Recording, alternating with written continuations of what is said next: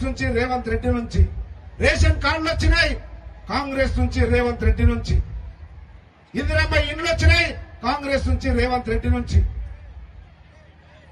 దాదాపు 10 సంవత్సరాల అధికారం నుండి రేషన్ కార్డు ఒక్కటంటే ఒక్కటి లే, డబుల్ బెడ్రూమ్ అంటే ఒక్కటంటే ఒక్కటి లే. కానీ 2 సంవత్సరాల్లోనే ఇవన్నీ చేసుకుంటూ ముందుకు పోతా ఉన్నాం. అయినా ఇంకా చేయాల్సిన అవసరం ఉంది. వాస్తవం మాకు గుర్తుంది, మీ అందరికి 2,500 రూపాయలు ఇవ్వాలి, పెన్షన్ 4,000 రూపాయలు చేయాలి.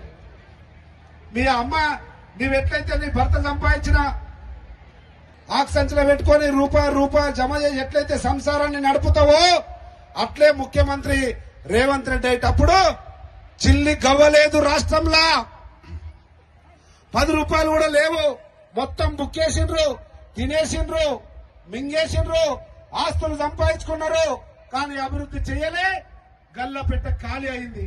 అసలు సందర్భంలో రేవంత్ రెడ్డి వచ్చిన తర్వాత గౌరవ ముఖ్యమంత్రి మెల్లగా ఇంటి సంసారం నడిపే గృహిణి ఎట్లయితే సంసారం కొరకు 10-20 జమ చేసి పిల్లల భవిష్యత్తును కుటుంబాన్ని ఎట్లా సాగుతుందో అట్లా ముఖ్యమంత్రి గారు మెల్లమెల్లగా తెలంగాణ రాష్ట్రాన్ని గాడిన పెడతా ఉన్నాడు, పట్టాలు ఎక్కిస్తా ఉన్నాడు.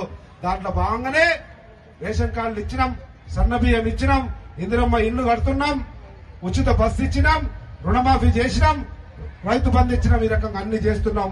ఆ 2,500 గాని 4,000 రూపాయల పెన్షన్ గాని ఇప్పుడిప్పుడే గల్లపెట్ట బరువెక్కుతుంది.